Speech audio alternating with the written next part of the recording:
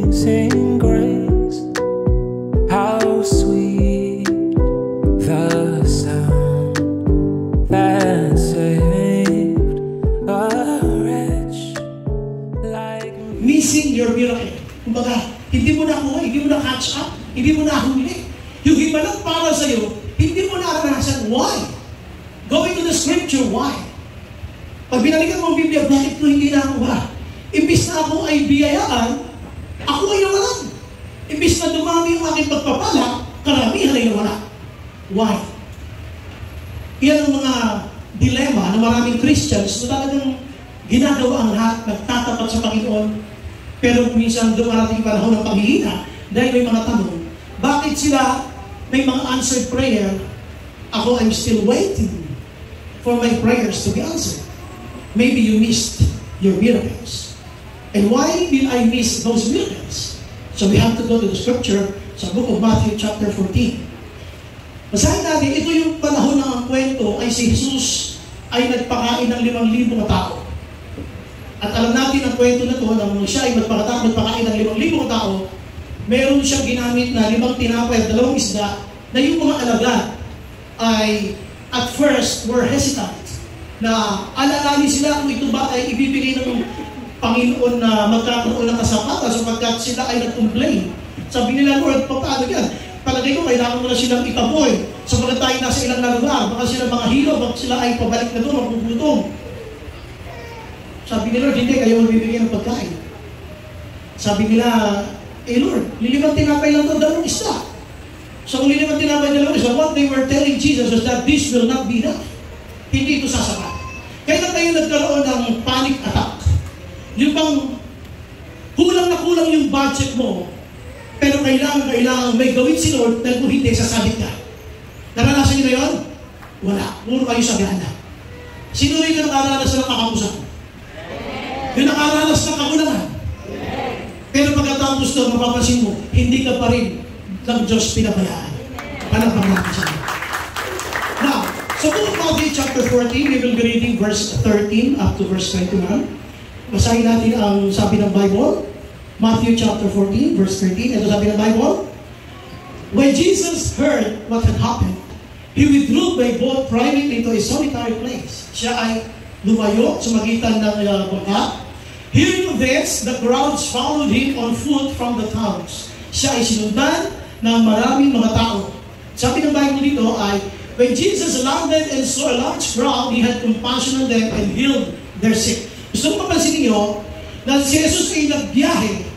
Nang siya ay tumalinis na, lumayo na siya ay sinundan ng maraming mga tao. At sabi ng Bible, yung mga sumunod sa Kanya, itong large crowd, He saw a large crowd, ang Kanyang nadama, ang Kanyang naramdaman, ito, He had compassion on them and healed their sick. Gusto mo ma-establish yun sa isip nyo, na si Jesus, pinagaling niya sila na mga sumunod sa Kanya, sabi ito ng Bible, at yung Kanyang compassion, yung Kanyang pagkahabag ay naroon. Ngayon ito, habang sila ay sumusunod sa Panginoon, umabot sila doon sa point na napunta na sila sa ilang, nasa wilderness na sila. Malayo na para bumalik, mahihilo na sila. Kaya dito sabi ng Bible, as evening approached, habang papagabi na, the disciples came to Him and said, this is a remote place, and it's already getting late. Send the crowds away so they can go to the villages and buy themselves some food. Lord, baka pwede mo na silang pauwiin, sabi ng mga disciples, sapagkat nasa ilang tayo na lugar, para makabili sila ng pagkain na doon sa mga bayan-bayan o nayon-nayon na kanilang madadaanan. Look at what Jesus said. Jesus replied, they do not need to go away. You give them something to eat. Nasa ilang na lugar sila, at sabi ni Lord, hindi na kailangan pa silang pauwiin, kayo ang magbibigay ng pagkain sa kanila. Then the complaint started.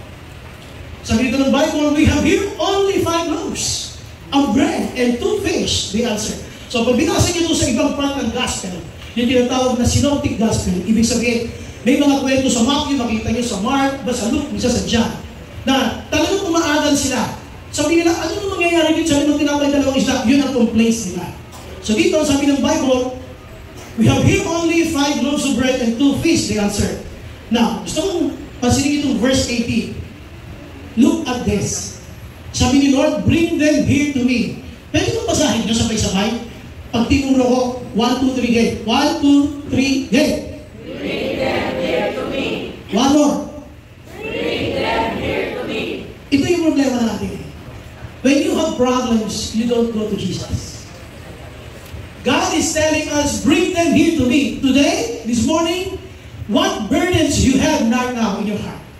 What troubles you have in your heart now? God said, bring them here to me. Palapakan natin ang Panginoon. Yun po ang panawagan ng Panginoon ngayong umaga. Ano man yung kabigatan mo, ang naging problema mo, ano man yung sitwasyon mo ngayon, God said, bring them here to me. Not to anybody else, but to me. Now, tuloy natin sa American Bible. So he said, bring them here to me. And he directed the people to sit down on the grass. Pagkatapos siya nung paupuin, taking the loaves and the 2 fish, and looking up to heaven, siya nanalangin, he gave thanks and broke the loaves. Then he gave them to the disciples. And the disciples gave them to the people. They all ate and were satisfied, and the disciples picked up 12 basketfuls of broken pieces that were left over. The number of those who ate was about 5,000 men, besides women and children. Sa kultura ng mga Hudyo, ang pinipilang lang po ay lalaki. Kaya mapapansin nyo rito, mayroong parts of Bible na feeding of the 4,000, feeding of the 5,000.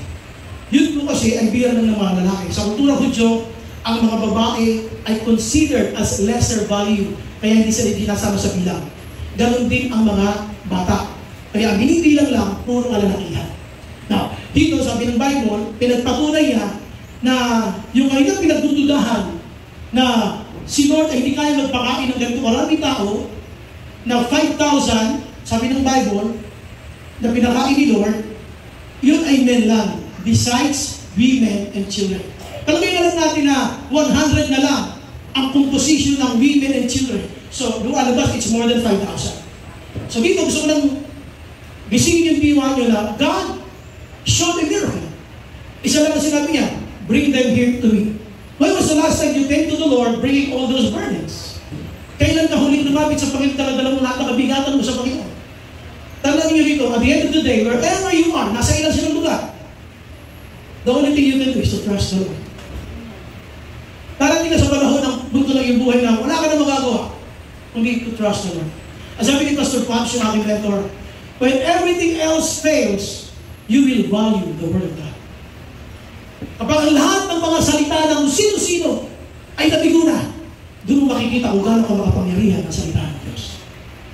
Now, gusto kong tayo po'y manalangin sandali at tayo yumuko. Please, tayo po'y humingi ng gabay ng ating Panginoon sa ating pag-aaral ng kanyang mga salita. Father, we are so thankful for today. Thank you, Lord, for your word. At habang kami, Panginoon, ay narinito, nitalangin po namin, Panginoon, na kami po ay katagpuin mo sa mamamagitan ng iyong banal na Espiritu. Thank you so much, Lord, for leading us, Lord, to be here in your church. Alam ko, Panginoon, na iba-iba po yung aming kalalagayan spiritual. But God, through the power, through the enlightenment of your Holy Spirit, speak to us, Lord God. Ang iyong mga salita ay buhayin ang aming mga diwa. At sa tulong ng banal na Espiritu, ipaunawa mo sa aming, Panginoon, na iyong mensahe. Para sa aming lahat, kasama, Lord, ang mga nanonood, Lord God, via live stream. Sa oras na ito, Panginoon, lahat po kami umaasa na pagkausap sa amin at pagpapalak na galing sa iyo. Ito po aming dalangin ang sa pangalan ni Jesus. Amen. Palapakan naman sa Lord. Okay, so, ang tanong ko lang ulit dito, yung ating team, missing your miracle. What was the last time you had your miracle? Kailan pa huli ang naranasan ka? Marahil, nagtatanong, bakit parang wala na huli naranasan ka? Pero noon, meron kang kwento, meron kang babalikan, meron kang comparison of times. Noon dati ako may mga himala. Doon dati marami akong prayer request. Bakit ngayon wala na? Bakit na ba? Tanay mo sabi mo, bakit na ba? Bakit na ba? Bakit na ako wala na? Now, so, anong dahilan? Bakit nami-miss natin? When I nami-miss, lumalagpas, hindi natin nakukuha. You're missing your miracle. Why? Okay, punta tayo sa first main point. Punta tayo sa ating slide. Yan, ito sabi dito ng Bible. Jesus replied, they do not need to go away. Bakit? Kasi si Jesus, sinasabi ng mga alagad kay Jesus, yung mga taong sumusunod sa iyo, ay nasa ilang mga wilderness. At sabi niya, malayo na po yung kabayanan. Mapagkami na po, baka pwede nyo na silang pauwiin. At pag pinauwi nyo sila, makakabit sila sa mga bayan-bayan na sarili nilang pera. Pero kami sabi ni Lord, ito yun. They do not need to go away. Parang yung Kristiyano yan. You are a Christian, you are a follower of Jesus Christ, yet nung nagka-problema ka, you're not coming to Jesus. You are looking for other sources. Humahanap ka ng ibang source to solve your problem. Kaya na si Paul, pag pinagkasiyo sa book of Corinthians, si Apostle Paul, nagagalit siya kasi ang Church of Corinth was considered as the most intelligent church in the New Testament. Yung Church of Corinth. Bakit? Kasi nagkakagalit-galit sila. Kapag sila nagkaaway-away, yung iba sa kanila nagbigalandahan. Ang sabi ni Paul, magkasundo-sundo na kayo. Papayag ba kayo na kayo na mga Kristiyano sa loob ng church, ang hahatong sa inyo ay hindi mga Kristiyano? Parang mga magkakapilan sa loob ng church. Minsan nagkakaroon ng mga tampuhan, pagkakadali. Tapos makikita mo silang parehong Kristiyano nasa barangay, ang hahatong unbeliever. Hindi maganda. Parang ganito yun. So, you have your problems here. May problema ka habang sumusunod kay Kristo. Listen. Habang sumusunod ka kay Kristo, pero gusto mo masolusyonan ang problema mo, hindi ni Kristo. Hahanap ka ng ibang source. Kaya sabi ni Jesus, they do not need to go away. Yung problema nila, dahil sila'y tagasunod ko, kayo ang mag-aayos. You need, sabi niya, you give them something to eat. And then the complaint started. Lord, napakadami niya, tao na yan. Kailan na huli na lumapit sa Panginoon na habang lumalapit ka sa Diyos ay nagre-reklamo ka? You are praying pero you're murmuring. Lumalapit ka sa Panginoon, humingi ka sa Kanya ng tulong pero ikaw mismo wala kang bilid sa Kanya. You're telling God about your problems but we don't believe in God that God can solve it. Kaya dito sabi ng Bible, ito, we have here only 5 loaves of bread. Lord, sa dami ng tao na yan, 5 tinapay lang po ang meron kami at 2 isda. Ang sinasabi nila, sayang. This has nothing to do in solving the problem of the situation. Pero ito yung hindi alam nitong mga alagad. Yung sinabi ni Lord, bring them here to me. Why do we miss God's miracles? Kasi dito natin himala nito eh. Napakain niya 5 tinapay, 2 isda, lahat ng 5,000 tao rin. At higit pa, paano na-solve yun? Sabi ni Lord, bring them here to me. Ito yung tinatawag kong devotion. What is devotion? No? May pakikinig lang. Ang devotion, it means 3 things. Ang ibig sabihin ng devotion, hindi ito yung pagkabak ng isang gawain tayo nagpe-pray. Hindi yan ang devotion. Devotion means love. Ito yung pagmamahal mo sa Diyos. Pero aside from love, devotion also means loyalty. Katapatan. So hindi lang ito yung pagmamahal sa Diyos, kundi katapatan. Ano ba ibig sabihin ng devotion? Devotion means enthusiasm. Kasiglahan. So, kung magsasama-samahin mo itong mga terminology na that defines the word devotion, ang sinasabi nga ay ito yung pagmamahal na mayroong kasiglahan at katapatan. Yun ibig sabihin natin ng devotion. Ngayon, if you believe, listen, if you believe that you are a true follower of Christ, when you have problems, you will not go somewhere else to find a solution to your problem. Kung alam mo, ikaw ay tagasunod talaga ng Panginoon, hindi ka maghahanap ng iba para masolve ang problema mo na dito. Sabi ng Bible, bring them here to me. That's why we miss miracles because we do not come to the Lord when we have problems. Kanino ka lumalapit? Sa mga kaibigan. Kanino ka? Sa mga tao tingin mo hindi ka bibigoy. Now, puntahan natin ha, sabi ni Lord, bring them here to me. Punta tayo sa next slide. Dito gusto kong pansinin nyo, why we don't think God as the one who can change the situation? Bakit sa inyong palagay, hindi kaya ni Lord ayusin natin situation? The reason kaya sila nagsasabi na, pumunta kayo, ay pumuntahin mo sila Lord, doon sa mga kabayaran, pauwiin mo na sila. Ang sinasabi ang, we cannot do anything about this situation.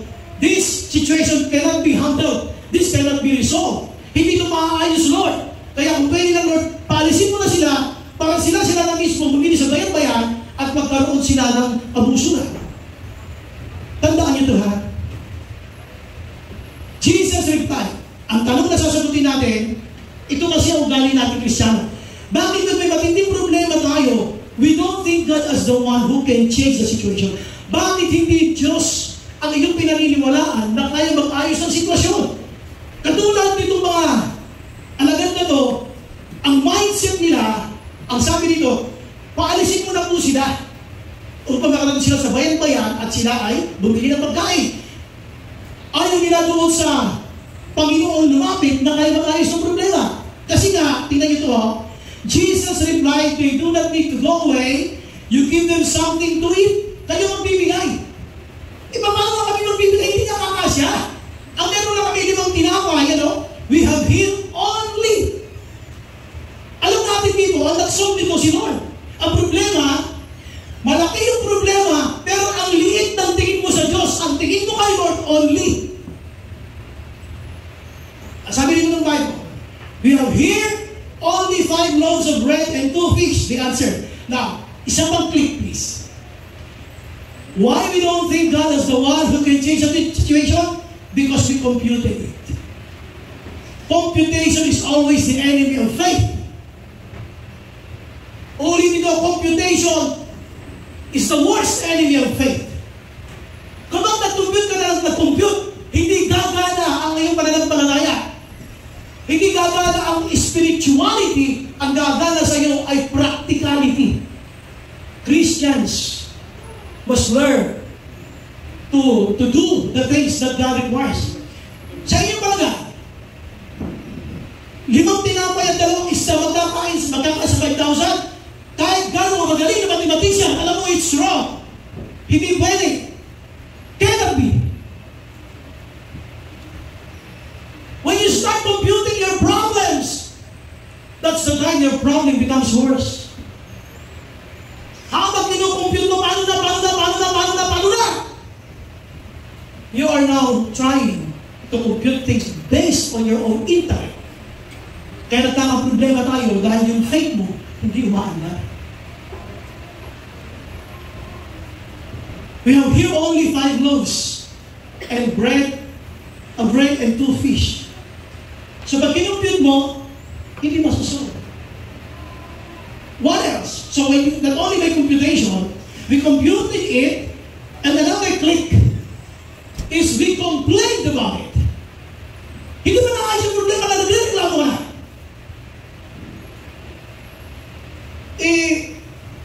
Lord, paano namin sila pakakainin?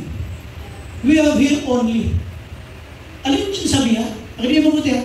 Ano sinasabi ng mga alagad? Ang meron lang kami. Ang meron lang kami. Hindi naman yung problema. Sabi ni Lord, dalhin mo sa akin. It's not your problem how big your problem is. The question is, did you bring it to Jesus? At tanong din naman mo ba, Jesus? Ang sabi ni Lord, dalhin mo sa akin. Hindi ka nag-uusap kung gano'n kalaki yung problema mo. Ang sabi ni Lord, dalhin mo sa akin. Sabi mo sa kayo, dalhin mo ngayon. Palagpakan natin ang Panginoon. Kaya po tayo nagkakaroon ng high blood, nagkakaroon tayo ng panghihina, kasi ang galing natin mathematician. Hindi mo mapaandar ang faith mo. Sino pa naman magaling na mathematician na kaya mag-compute niya? 5 tinapay 2 isda, 0.00001? Pag rinang mo ngayon ng tinapay 2 isda, paano magkakasya? Siyempre hindi. Computation is the worst enemy of faith. Alam niyo, kung dito sa ating church, pinaandar natin ang computation, wala sana tayo dito sa church. Salamat na lamang at maraming mga leaders ay naniniwala na dapat tayo ay magtiwala sa Diyos. Palagpakan natin. We computed it. Paano yung 70,000? Pastor, hindi natin kaya. Plus 10,000 yung kuryente and everything. So tayo mong bayad. We complained about it. We computed, then we complained. Ano yung sitwasyon mo ngayon? Ano yung sa tingin mo hindi mo kayang bayaran? Ano yung sa tingin mo sitwasyon mo hindi ka makakalusot sa tingin mo? God is telling us, bring them here to me. Hindi pinag-uusapan yung weight and the amount and the size of your problems. God was telling us, bring them here to me. So nung binigay sa kanya, alam natin ang isang kwento. Di ba napakain ng 5 tinapay, yung pagitan ng 5 tinapay, 2 isda, at silang lahat ay were satisfied. Ngayon tanong na ganito, how are you? Kailan mo huling ibinigay sa Panginoon ang iyong buong problema? O katulad kayo ng isang nanay na nagpunta sa palengke. Siya ay nabili at pagkatapos balik sa bukid, tapos kumuha na naman ng ani na naman siya ng mga kalabasa at mga sitaw.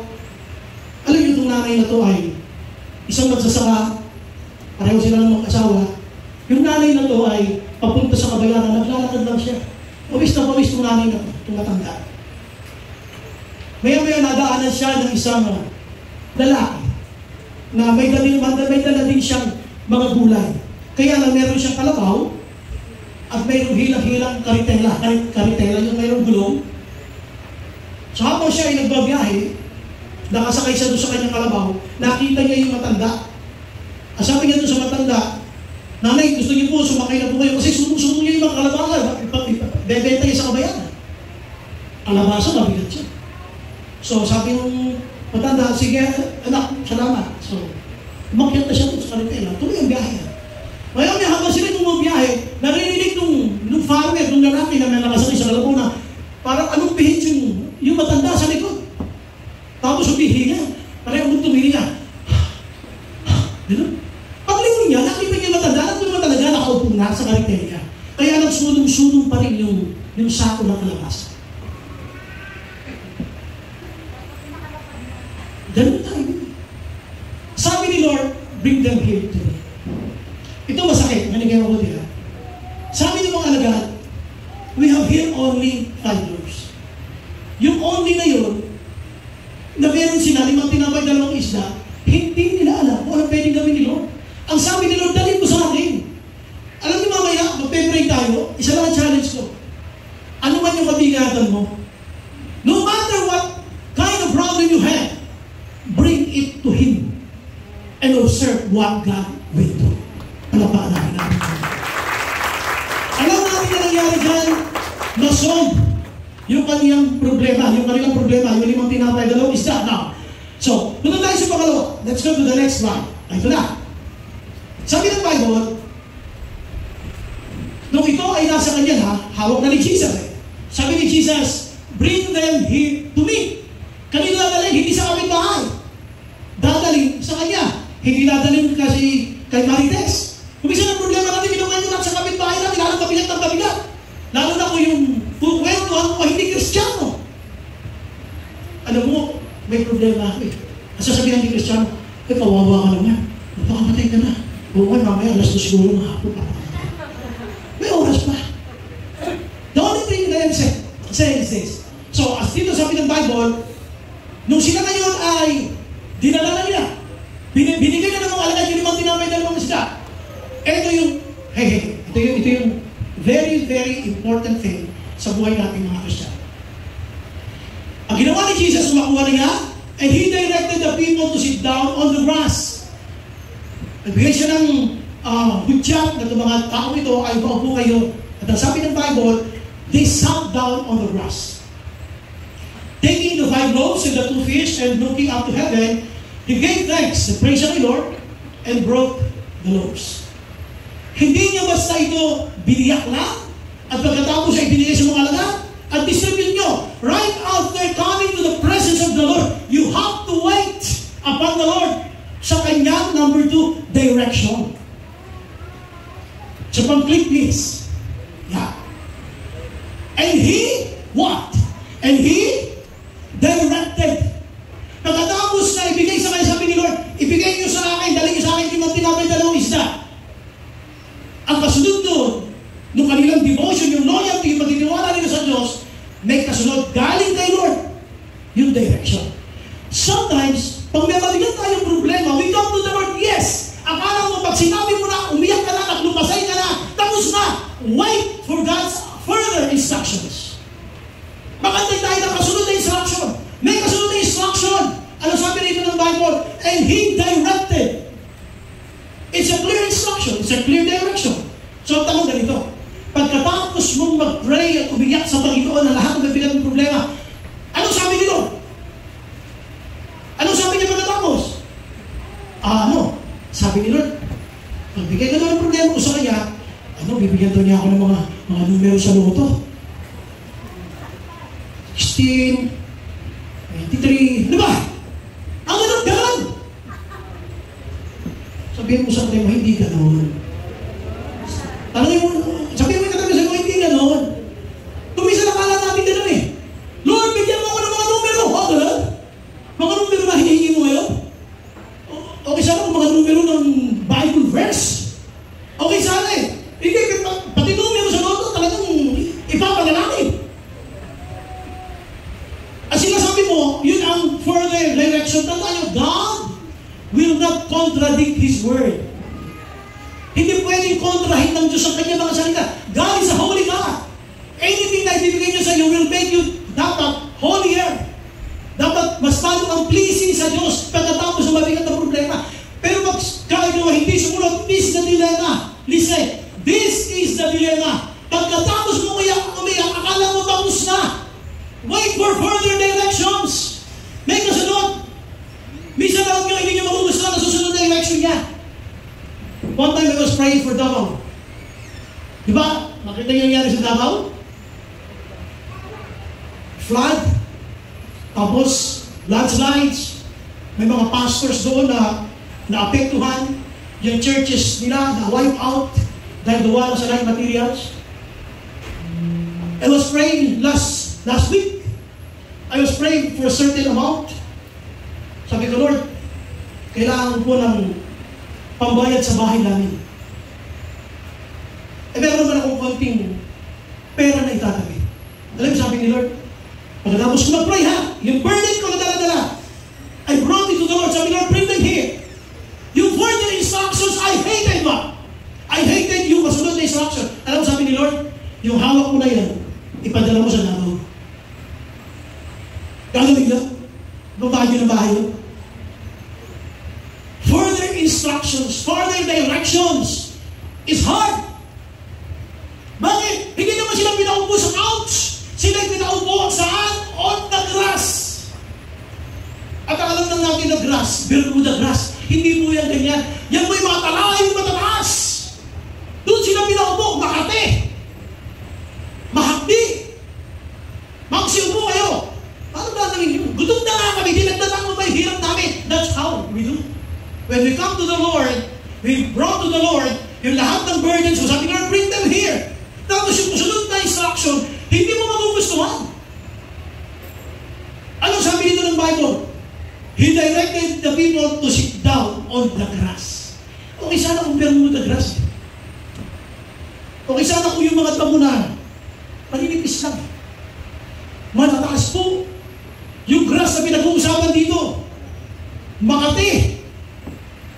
Mas Makati pa sa Kugon, mga kalahib. Will you do it? Sabi ni Lord, sabi ko, Lord, bigyan mo lang yung karagdagan mo. Pambayad sa bahay ko. Kasi kulang talaga yung hawak ko ng time. Tapos mag-pray.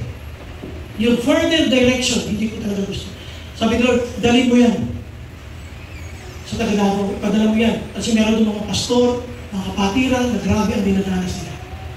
Ito ba masakit? Kulang pa yan. Dagdagan mo pa. Ay meron akong isang kapatiran na hiniraman.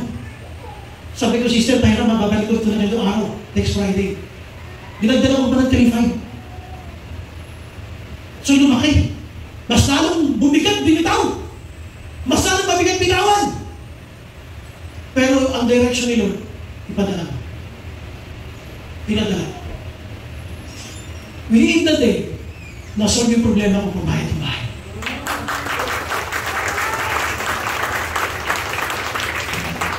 Kaya yung hiniraman ko nung karagdagan na 3-5, alam na kasi Friday pa eh. Within the day, sinuli ko rin. Sabi nga, basta ang bilis na. Ayaw ko nga ba sila? Umaksan ng problema, mabilis. Nakakainis na siya si Lord. Ang bilis umaksan ng problema, pala namin siya nabaga. Tumus ka ha. Pagkatapos mo umiyak kay Lord, did you hear the direction afterwards? Akala nasan kasi, pagka umiyak ka na, naglupasay ka na. Tapos na. Wait. Huwag lang isip, gamitin mo, wait for direction.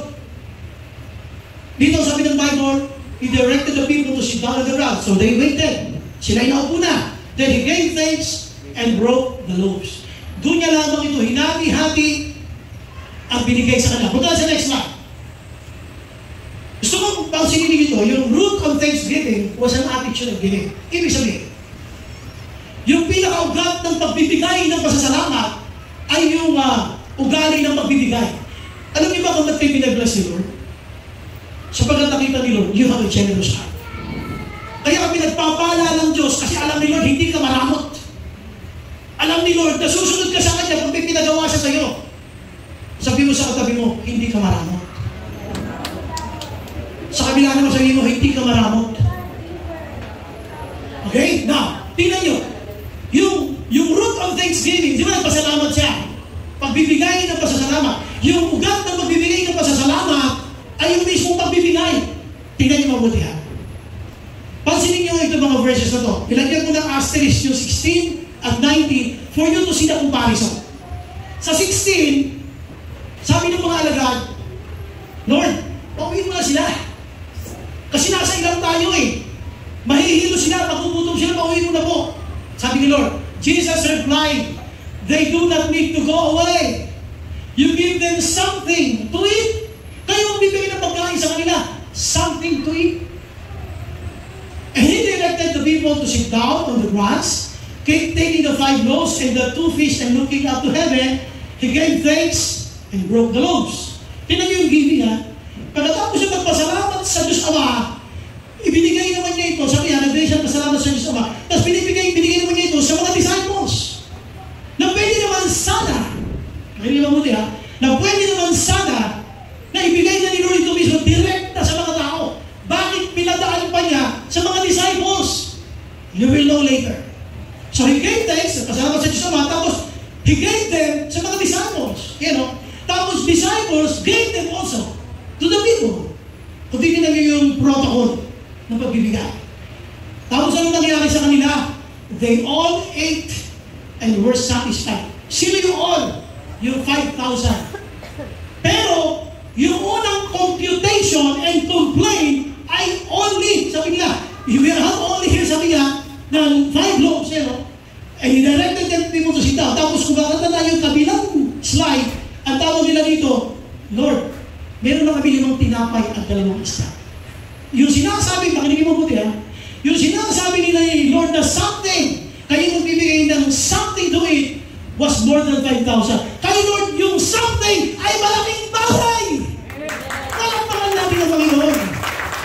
You may consider it something, but for Jesus, it's a big thing. Ang liit ng dimos yung something to give. Something lang yung kay Lord, pero pinakain, higit pa sa 5,000 katao.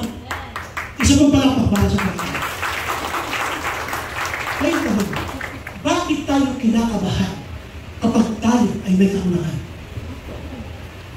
Pag tayo ay kinakabahan pag tayong meron ng pangangailangan at kakulangan, grabe na yung kaba natin.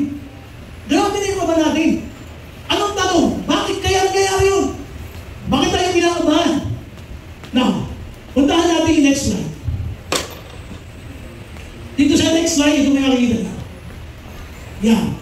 Sa Corinthians, tandaan nyo ha, sa bawat situation na pinapayagan ng Diyos sa atin, bawat situation na pinapayagan ng Diyos sa atin, ikaw man ay nasa matinding pangangailangan pinansyal, nasa isa kang nakaharap mo sa malaking problema, kaya ka kinakabahan na baka kakapusin because of this verse. Sisingin ko lang ito ha, ito Corinthians ha, para lang maintindihan nyo. Ang sabi ng Bible ni Paul, now he who, ano kasunod? Ulit ha, basahin natin ha. Now he who? Okay, so ito, maganda to ha. Now he, si Lord, who supplies seed to the sower and bread for food will also supply and increase your store of seed and will enlarge the harvest of your righteousness. Pag pinagpala ka ng Panginoon, makinig kayo mabuti ha, kaya ka kinakaba kasi pag pinagpala ka ni Lord, yung pangtalim, kinakain mo rin. Pero kung marunong ka magtanim, hindi ka kakapusin sa panahon ng kagipitan. Alam pa rin natin ng Panginoon. is this. Now he who supplies seed to the, ulit ha? Now he who supplies seed to the, who does God supply? What kind of person does God supply? Sower. Ang pinibigyan lamang ng Panginoon ng pangtanim, pangtulong, yung sower. Kaya yung tanong mo na, wala ako eh. Paano ko tutulong? Wala nga din ako eh. The question is not kung meron ka o wala. The question is, are you a sower? Ilang beses ka na pinagpala ng Diyos, inuubos mo. Hindi mo naintindihan bakit na pinagpapala. Okay, dinawin natin. Sabi ng Bible, you will be enriched in every way. Bakit ka magiging sagana sa lahat ng bagay? Bakit yung pinagpe-pray mo, lagi nilagpas pag dumating sa'yo? Nagpe-pray ka na ng 5,000, na dumating sa'yo, 6,000? Bakit ito lumagpas? You will be enriched in every way. So that, yan po ang dahilan. Kaya ka kinakabahan kasi pag lumagpas ang pinag-pray mo yung nakarating sa'yo, hindi mo tinatanim, ginagastos mo kaya wala kang maasahan aanihin. Ulit. You will be enriched in every way so that you can be generous on every occasion. Isa pang click, para lang natin mabigyan ng emphasis. Isa pang click. So, tandaan. Kapag may pinag-pray kayo, nang lagpas sa pinag-pray nyo, hindi sa iyo yun. Yung lumagpas doon, pang tanim yun. Upang magkaroon ka ng cycle, ang harvest. Ano nangyayari? Pinalagpas ang tawag mong blessing. O blessing, meron mong gagastusin.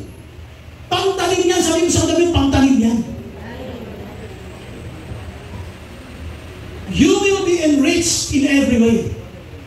Bakit ito pasasagain ng Diyos? Pasasagain ng Diyos. So that. Itong so that, hindi natin yan alam. At kahit alam natin, nilalabanan natin. Marami sa atin, ang tagal-tagal ng Christian, ang kaya na niya ibigay pledge yung tithes, hindi siya makasumali kay Lord. It's okay yung tithes kay Lord, but pledge now. At yun yung para sa kanya. So, ano nangyayari dito? Kakamusig ka. Kaya yung pinalalagpas nyo, you will be enriched in every so that you can be, bakit ka pinalalagpas? So that you can be generous. Para maging generous ka saan? On every occasion, and through us, your generosity will result in thanksgiving to God. Pastor, English yan, hindi ko naiintindihan. Next slide, punta natin Tagalog. Yan. Tagalog na! Sabihin mo sa kapatid mo, yari, Tagalog na daw. Walang lusot yan, kasi nga, Tagalog na. Sabahin niyo, ang Diyos na nagbibigay ng bilhin itatanim at tinapay ng mga kain, ang siya rin magbibigay sa inyo ng bilhin. So, ang issue, sino nagbibigay? Ang Diyos. Kaya meron kang nagagamit pang araw-araw. Kaya ito ay pag nagpe-pray ka, lumalagpas sa yung pinag-pray ang binibigay ni Lord. Kasi yung nagpas na yun, hindi sa iyo yun. Basta kailangan mo rin, hindi na kaya mo hipo. Ang pinag-pray ko talaga 10,000, binigyan ka ni Lord ng 11,000. Yung 1,000, para kanino? Para kay Lord yun, pangtalim yun. Hindi kailangan mo rin 11,000. Isabi mo, sa Panginoon Lord, 11,000 ang kailangan ko. Para pagdating ng 12,000, basta 11 lang kailangan mo ha. Paano gawin niya, hey Lord, 500,000. 11,000 na pala ang kailangan mo. May tatanim mo yung sobra? O hindi pa tatanim mo sa Panginoon, bahala na kayo sa buhay mo, akin na to. Yung iba ayaw nito. Ngayon, hindi mo mabuti ha. Kaya tayo pinakabang, kaya tayo pinakapos. Sabi ng Bible, ang Diyos na nagbibigay ng binhing itatanim at tinapay na makakain, ang siya rin nagbibigay sa inyo ng binhi at magpapalago nito upang magbunga. Yan na, upang magbunga. Siya nagpapalago ng sagana ang inyong maputiyang loob. Ito maganda. Pakibasa niyo ako sa Tagalog, 1, 2, 3. Okay, 1, 2, 3. Pasasaganain, sasadyain ng Diyos sa mag-alaka. Ayun, pasasaganain niya kayo sa lahat ng bagay. Ito problema, hindi mo na lang maintindihan upang. Sabi mo sa katabi mo, upang. Hindi upang. Ayun, pasasaganain niya kayo sa lahat ng bagay upang.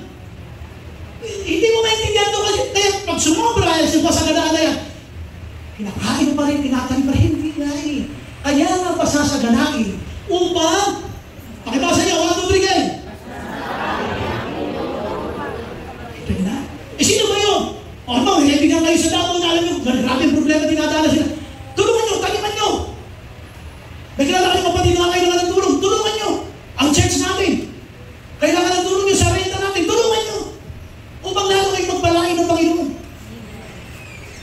conflict. Ayan, upang. Itong verse na ito, naiintindihan nyo. Alam niyo kung lang hindi naiintindihan dito? Yung word na yan. Kaya ka pasasalalain sa lahat ng bagay upang mas marami kang matulungan. Pwede pala. Tignan nyo ha? Pwede pala na hindi ka maging masagana. Kaya ka lang sasadyain sumagana upang mas marami kang matulungan. Ang problema, ayaw natin. Hindi mo ito naiintindihan. Kaya ako nagpe-pray ka lang 1,000, 2,000 na dumating sa'yo. Yung 1,000 doon, hindi sa'yo. Sabi mo sa katay mo, hindi sa'yo. Urutin mo, sabi mo, hindi sa'yo. Basta lumagpas, hindi sa'yo. Ang kaso lumagpas, blessing. Ay, na yun. Hindi mo itinanin, wala ka naaanihin. Kaya yung iba, nawawalan ng himala.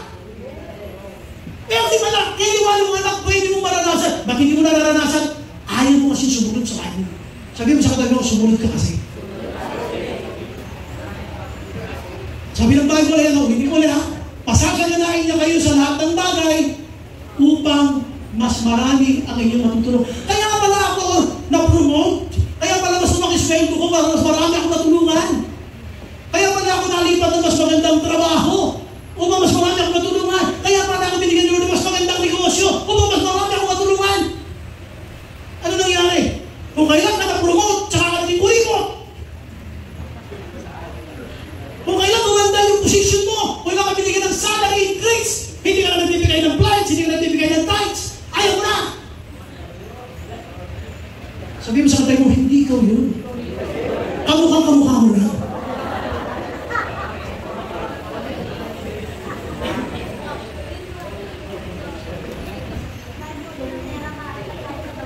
Okay, palakpakan naman natin siya. Ano uli yung ating theme? 1, 2, 3, day. Ano uli, John? 1, 2, 3. Mincing your miracle. Number 1? Devotion. Number 2? Okay, punta tayo sa next slide. Yan. So, ano nangyari? Dumating na nga yung panahon na kailangan ng ibigay yung mga tinapay at yung mga disciples na ginamit ni Lord. Ang sabi ng Bible, they all ate. Alam niyo, napakaganda, no? Pwede sana, yung kanina kasi complain, Lord, di bang tinapay lang ito ng isda? Paano ito magkakasya sa kanila? Sa ibang part ng gospel, may mababasa kayo na, Lord, kahit di ka kapiraso, hindi magkakasya, pinanggit sa ibang part ng synoptic gospel. Pero dito, yung complain nila na, kahit di ka kapiraso, hindi magkakasya, sabi ng Bible, they all ate. At ang maganda rito, hindi lang tigka kapiraso. May kasunod siya na adjective. They all ate and satisfied. Palakpakan natin si Lord. Kahit mo konti ang nasa iyo, pag pinala mo yan sa Panginoon, God can satisfy you with that.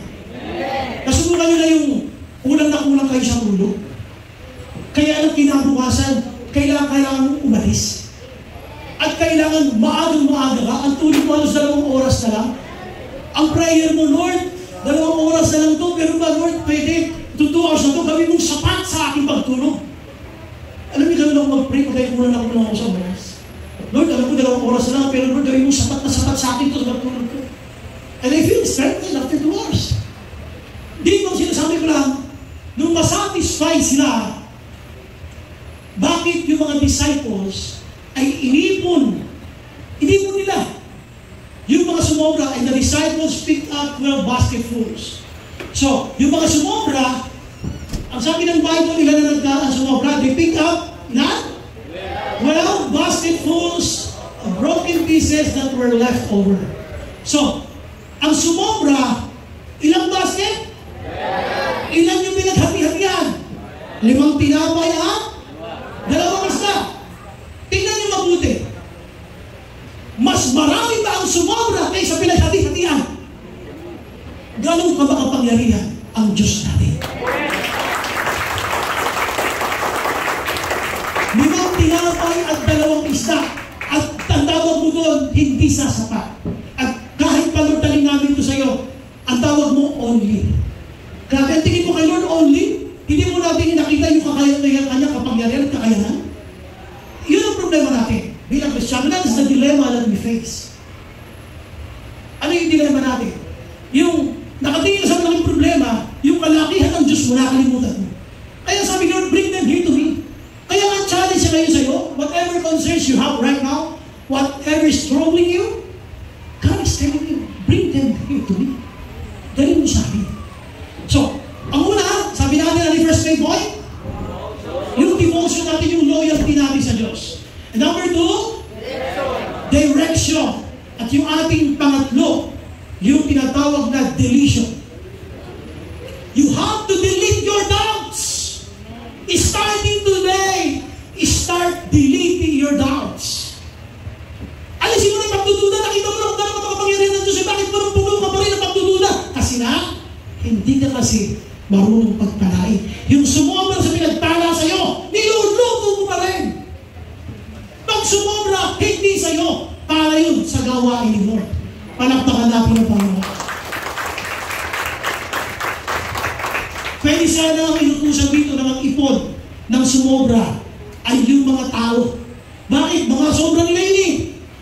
Bakit ang nag-ipon ay mga alagad? At yung mga alagad na yun, nakaipon ng dalawang basket. Alam niyo bakit?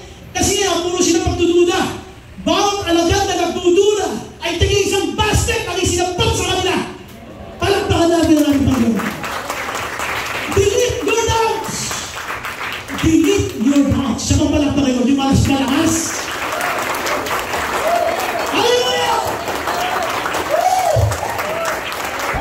Delete your doubts. Nakita mo na kung gaano ka makapangyarihan ng Diyos mo. Stop doubting God. Mga alagad, 12 sila, Lord. Baka naman, pwede mo na silang pauwiin kasi naman tinapay lang ito dalawang isda. So, duda kayo. Duda kayo sa mga gawa ko. Bring them here to me. Yung 12 alagad na yun, binigyan pa ni Lord ng take home. Tingin isang basket. Diba? Sabi mo sa kanya, grabe si Lord. Sa kabila, grabe talaga si Lord. Isa bang balakpak para sa Panginoon. Sabi ko ng Bible, ang pinakain niya rito, sabi nga, the number of those who ate, yung mga kumain, 5,000 men. Besides women and children. Kaya dami kumain. Pero sa nagtapos yun, ang gusto lang dito ni Lord, alam mo, di ba binigay sa kanya yung 5 tinapay dalawang isda? Siya mismo, dumalangin sa Ama. Nagpasalamat sa Ama. Ano yung problema natin? Kung may magiging tayong problema, at ang nakikita mo pababa, kung ano yung nasa iyo, kung ano yung kulang sa iyo, nakakalimutan mo tumingin sa taas sa kanyang magagawa sa kung ano meron ka. Dito sabi ng Bible, itinuro niya manalangin. Di ba tinapay lang yan? Sige, lumapit tayo sa Diyos Ama. Bakit sila pinaupo? Upang lahat sila matanaw ang kanyang ginawa. Na anuman ang meron ka ngayon, matuto kang magpasalamat sa Diyos at makikita mo ang kanyang pagkilos. Then we saw the miracles. We saw the miracles. So sinasabi niya ngayon, delete your doubts. Alisin mo rin pagdududa mo. Sabihin mo sa katay mo, alisin mo na. Purutin mo sa ilong. Sabihin mo, alisin mo na. Hanggang ngayon mo sa may duda pa rin eh. Tama na ang pagdududa. Tama na ang pagdududa. Now let's go to the next slide. Ang sabi ni Lord, they do not need to go away. You give them something to eat. Balik tayo ulit doon sa kanilang usapan. Yung complaint ng 12 alagad. We have here only 5 loaves of bread and 2 fish. Yun lang meron kami. Yung tinapay at 2 isda. Sabi ng Bible, lahat sila ay nakakain and they were satisfied. And the disciples picked up 12 basketfuls of broken pieces that were left over. The number of those who ate was about 5,000 men besides women and children. Ito, kaya ko po dito nilagay sa parang frame. For you to remember na there was a miracle happen. Why? Yung kulang na meron sila, dinala nila sa Panginoon. Yung kakalangan ay nagkaroon ng kasamahan. Palakpakan natin. At dahil sa iba lang yan, delete your doubts. Sabihin mo rin sa katabi mo, delete your doubts. Kaya kung may delete siya, alisin mo na. Kulang mo ba si Lord? Kulang mo ba siya? Hindi nga niya sinabi nga, kung may problema nga, bring it to disciple Peter. Bring it to disciple, halimbawa sabihin natin, John. Grabe, what a privilege. Bring them here to me. Kasi kaya nahihirapan kung saan natin dinadala. Yung problema mo kung kwento mo sa tropa mo, lumalala to. Yung problema mo kung kwento mo sa kaibigan mo, kung isa ka lumalala. Before telling others about your problems, express them first to our Lord Jesus Christ. Because Jesus is a situation changer. Siya yung kayang magbago ng mga sitwasyon natin. Only God can change situations. So, buka po tayo ulit sa ating title. Before we go to conclusion, ano ulit yung ating title? Missing your miracle. Number 1? Devotion. Number 2? Ano yung number 2? Direction. And number 3? Deletion. Now, let's conclude this message. Why do you think God is blessing? Why do you keep on receiving? Bakit na patuloy ka ba nakatatanggap ngayon? Why? The reason why you're receiving, it's because of your giving. Kaya ka pa nakatatanggap pa. Kasi dahil nagbibigay ka pa. Kapag wala ka nang natatanggap, magtanong ka. Baka wala na akong ibinibigay kay Lord. Baka hindi na ako nagtatanim para kay Lord. If you want a cycle of reaping, there must be a cycle of sowing. Kung gusto ng cycle ng pag-ani, dapat may cycle din ang pagtatanim. Kaya tayo ay madalas kinakapos, nasyashare tayo, we take God for granted. Binabaliwala na ang pinag-Diyos. Sabi na nga ni Lord, bring them here to me. Dalhin nyo sa akin. And let me take charge. I know your life. I know what you're going through. Alam ko ang mga financial concerns mo ngayon. Alam ko ang pinagdadaanan mo physically, relationally. I know where you are at this very point in time. God is telling us, bring them here to me. Amen? Nagapakan natin natin ngayon. Tayo natin ito ngayon.